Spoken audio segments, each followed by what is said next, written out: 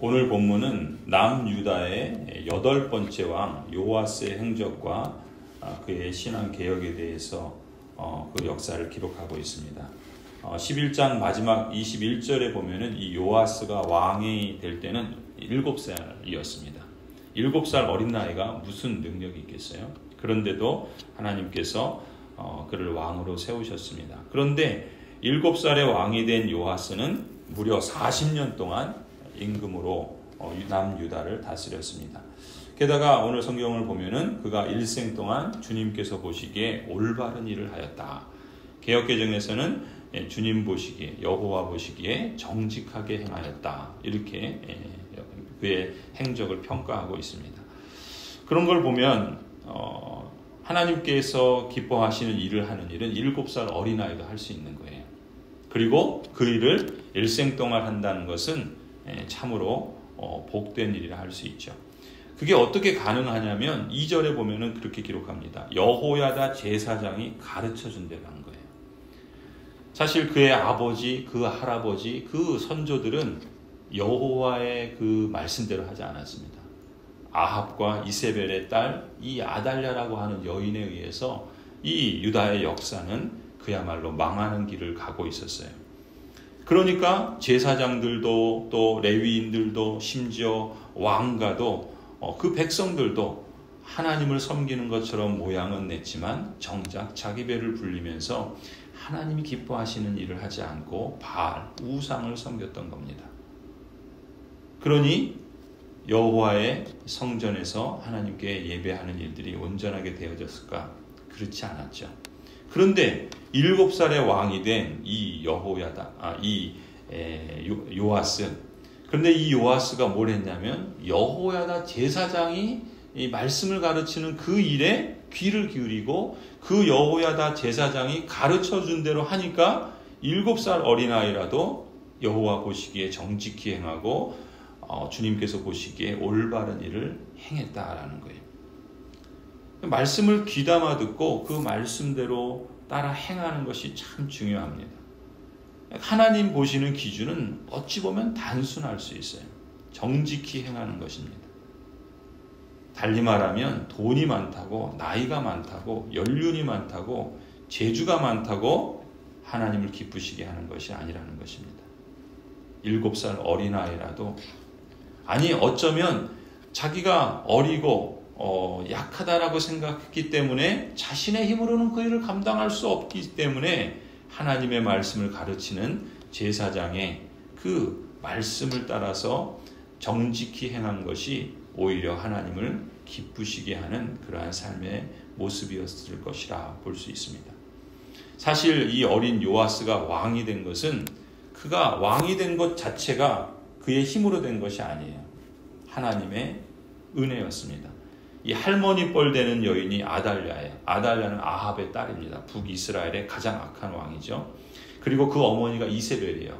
여호와를 섬기지 않고 바알을 섬기는 그 우상을 만들고 여호와의 성전을 그야말로 바알을 섬기는 그 일로 인해서 그야말로 돌아보지 않은 그런 악한 여인이 바로 이 아달랴였습니다. 그런데 이 아달랴가 그 아하시아가 죽으면서 그 다윗의 그 모든 왕자들, 다윗 가문의 왕자들 다 죽여버려요. 이 아달랴는 누구의 딸입니까? 아합의 딸이에요. 그러니까 북이스라엘의 그런 더군다나 이세벨의 딸인데 이 아달랴가 어머니를 닮아가지고 모든 악행을 다 하는 겁니다. 그래서 다윗 왕자들, 유다의 왕자들을 다 죽여버려요. 그래서 자기가 왕이 되어버립니다. 이 여인이. 그래서 유다 역사에 20명의 왕이 있는데 그 중에 유일하게 이 아달랴가 북이스라엘 아합의 딸이면서도 남유다의 왕이 돼요. 그리고 그 남유다 그 다윗 가문의 모든 왕자를 죽임으로써 유다의 왕조가 끝나는 것처럼 보여요. 그런데 놀라운 것은 하나님께서 거기에 섭리하시죠. 요아스를 어렸을 때 그 공주가 이 아이를 빼돌립니다. 몰래 숨겨가지고 여호와의 성전, 솔로몬 성전에서 그를 몰래 키워요. 그래서 이 아이가 7살에 왕이 된 것입니다. 말하자면 고모뻘 되는 여호세바가 이 요아스를 몰래 성전으로 피신시켜서 6년 동안을 숨어 살아요. 그리고 대제사장 여호야다를 중심으로 이 아달랴를 이제 처단합니다. 그리고 다윗 왕조를 다시금 회복해요. 그렇게 세워진 왕이 7살의 요아스예요. 어찌 보면 요아스는 그저 꺼져가는 심지 같은 그런 연약한 존재였습니다. 하나님께서 말씀하시죠. 상한 갈대를 꺾지 않고 꺼져가는 심지를 마저 끄지 아니하시는 그러한 긍휼의 하나님. 하나님은 이 어린아이를 다윗에게 언약하신 그 다윗 언약을 신실하게 지키시기 위해서 이 요아스를 살려주시고 그를 왕으로 삼으신 거예요. 그러니 이 요아스가 여호와의 제사장을 통해서 하나님께서 약속하신 언약이 무엇인지, 그리고 그 말씀을 통해서 하나님께서 기뻐하시는 것이 무엇인지, 이 당시에 수십 년 동안 이 북이스라엘의 아합의 영향, 바알 숭배의 그런 잘못된 신앙으로 인해서 그릇된 길을 가다가 비로소 말씀을 배우면서 다시금 온전하게 세워지는 역사가 시작이 된 거예요. 요아스가 왕이 되어서 그럼 구체적으로 어떻게 행하는가? 여호와의 성전을 보수합니다. 재건축을 해요. 아달랴와 그의 아들들이 하나님을 대적하면서 우상 바알을 섬기면서 하나님의 성전이 망가진 거예요. 여호와의 성전이 이렇게 망가진 채로 방치된 것만은 요아스는 보고 있을 수 없었죠. 여호야다 제사장이 그럴 수 없었던 거예요. 그래서 다시 재건축을 추진했던 겁니다. 여러분, 온전치 못한 걸 보면은 그것에 대해서 안타까운 마음을 가져야 돼요. 그것이 개인의 삶일 수도 있고, 그것이 가정의 모습일 수도 있고, 그것이 교회의 모습일 수도 있어요. 온전치 못한 걸 보면서 흉보고 그거를 욕하고 그것에 대해서 비난하는 것은 누구나 할 수 있습니다. 그러나 그 온전치 못한 것을 보면서 내 아픔으로 여기고 하나님이 기뻐하시지 않는 걸 통해서 어떻게 하면 하나님이 기뻐하시는 걸 세울 수 있을까 고민하고 기도하고 그 뜻을 이루기 위해서 마음을 모으고 준비하여 그 일들을 진행하는 것, 이것이 이 요아스를 통해서 하나님께서 보여주시는 모습입니다. 그래서 망가진 성전을 수리합니다. 하나님의 임재의 성전을 다시 보수합니다. 하나님이 기뻐하시는 모습이 바로 이런 마음이고 이런 중심이죠. 그걸 바로 세우고 온전히 하는 것, 그것이 바로 이 요아스의 일생을 여호와 보시기에 정직히 행했다라고 선한 왕으로 평가하는 핵심이라고 볼 수 있어요. 그럼 구체적으로 요아스 왕이 이 성전 재건축을 어떻게, 성전 수리를 어떻게 진행했는가? 오늘 보면 4절을 보면 요아스가 제사장들에게 지시를 합니다. 주님의 성전에 들어오는 모든 헌금, 곧 일반 헌금과 의무적으로 부과된 헌금과 자원하여 주님의 성전에 가져오는 헌금을 모두 제사장들이 각 담당 회계로부터 받아서 성전에 수리할 것이 발견되는 대로 그 수리할 것을 모두 고치도록 하십시오. 그러니까 지금 이렇게 지시를 한 거예요. 그러니까 그 유다의 백성들이 주님의 성전, 솔로몬 성전에서 헌금을 하잖아요. 그 헌금하는 것을 이제 제사장들이 그 헌금을 모아서 그것을 진행하는 회계들이 있는데 그들을 통해서 그 헌금을 받고 그리고 그것을 성전에 수리하는 곳에 사용하도록 그런 일들을 기존에 하던 대로 지시를 했던 것이죠. 근데 6절 보세요. 그러나 요아스가 왕이 된 지 23해가 지나도록 제사장들은 그 성전에 수리할 것을 고치지 않았다. 일이 안 된 거예요. 안 한 거예요. 요아스가 왕이 됐는데 23년이나 되도록 성전을 수리하지 않았다라고 해요. 왜 그랬을까요? 왜 왕이 그렇게 지시했는데 왜 제사장들은, 왜 이 직분자들은 그 일을 행하지 않은 걸까요? 이 아달랴의 영향이 그렇게 큰 거예요. 이 아달랴가 여호와의 전에 써야 할 돌을 빼돌렸던 거죠. 자기를 위해서, 바알을 위해서 사용했던 겁니다. 그러니까 제사장들과 레위인들 입장에서는 요아스 이전에 왕들이 그 여인 아달랴로 인해서 바알을 숭배하느라고 하나님의 전을 파괴하고 헌금을 해봤자 여호와의 전에 쓰지 않고 바알들을 위해서 사용하는 그런 일들이 있으니까 아예 요아스 왕이 이렇게 개혁안을 제시하고 그 일들을 하라고 명령했는데도 시도조차 안 한 거예요. 그걸 23년 동안 그렇게 살아왔던 것입니다. 무슨 마음이었겠어요? 우리가 예전에 해봤는데 해도 소용없어. 그렇게 해봤자 다 소용없다고. 아달랴 때도 그렇게 했는데 뭐가 바뀌었냐고. 오히려 자기를 위해서 빼돌리고 우상만 섬기지 않았냐고. 이런 마음에 백성들이 동참하지 않고 레위인들도 제사장들도 그냥 그러려니 살고 왔던 거예요. 이런 자초지종을 요아스 왕이 파악을 합니다. 그래서 새로운 조치를 내려요. 어떻게 합니까? 궤 하나를 헌금함을 이제 성전 문 앞에 두게 합니다. 담당자들을 통해서 그들이 거두고 그들을 통해서 돈을 받아서 집행하는 일을 더 이상 하지 않아요. 왜요? 그걸 집행하지 않으니까. 그거를 그냥 자기들이 그냥 가져가 버리니까. 오히려 헌금함을 직접 둠으로써 하나님의 백성들이 직접 거기에다가 헌금을 하고 그것을 제사장이 바로 일꾼들에게 주어서 성전을 수리하는 일을 진행하게 합니다. 이런 요아스의 결단과 그 마음의 중심이 참으로 하나님께 향하고 또한 백성들도 함께 뜻을 모읍니다.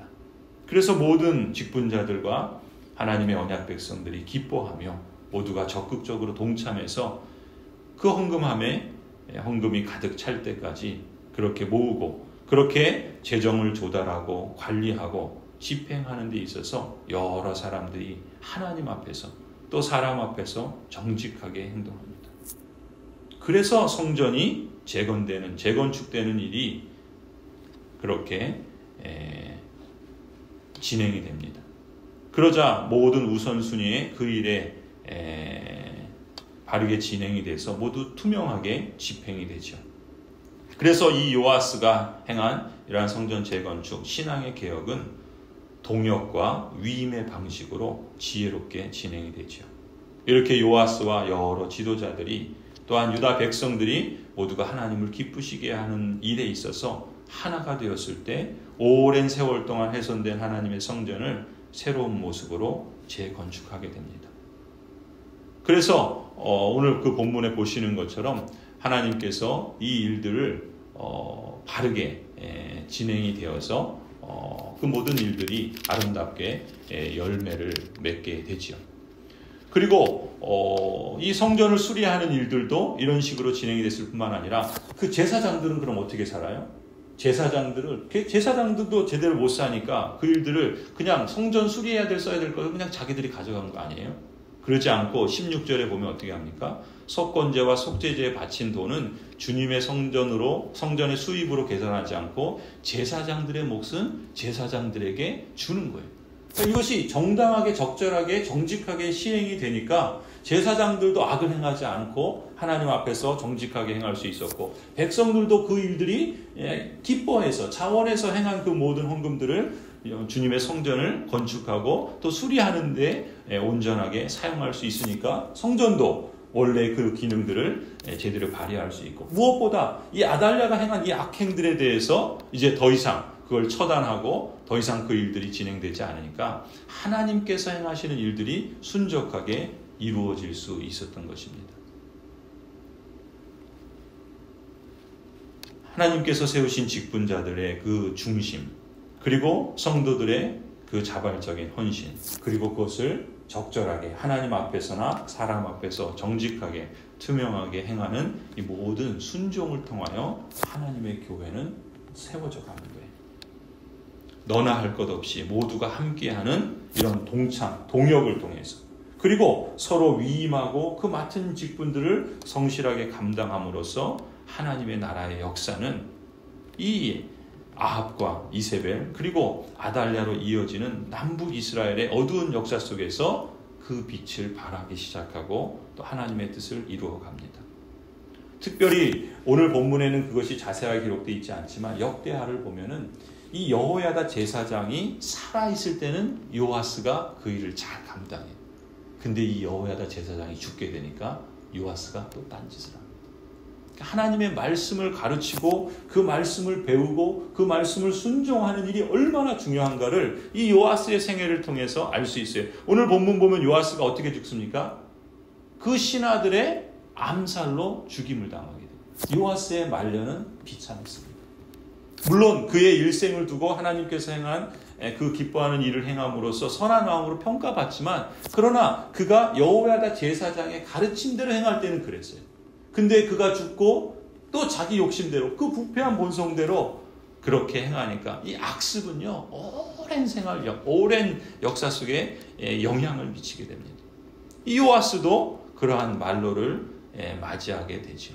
그러나 하나님의 긍휼하심과 하나님의 그 언약의 신실하심은 그런 역사 속에서도 하나님의 뜻을 아름답게 펼쳐가시고 다윗에게 약속하신 그 언약이 계속해서 이어지는 것을 우리는 주목할 필요가 있습니다. 성도 여러분, 하나님께서 우리에게 여러 가지 직분을 맡기시고 또 우리가 함께 그 역할들을 각기 하나님 앞에서나 사람 앞에서 정직하게 또 투명하게 행함으로써 우리에게 맡기신 그 위임의 역할들을 서로 동역하면서 함께 이루어갈 때 하나님의 교회가 든든히 세워져 갈 줄로 믿습니다. 그래서 하나님의 통치가 그렇게 드러나고 하나님의 일하심이 그렇게 열매를 맺으며 그 역사가 계속되어질 때 그 교회는, 그 하나님의 나라는 이 땅에서 하나님의 영광을 잘 드러낼 줄로 믿습니다. 딴 데로 가지 않고 다른 영향에 휩쓸리지 않고 우리가 주님의 말씀의 기초 위에서 모두가 함께 동역하며 함께 그 직분들을 감당하는 그러한 은혜 속에 우리 교회도 하나님이 기뻐하시는 그러한 교회로서의 성장과 성숙으로 하나님을 영화롭게 하는 그러한 일들이 계속 되어질 수 있기를 간절히 소원합니다.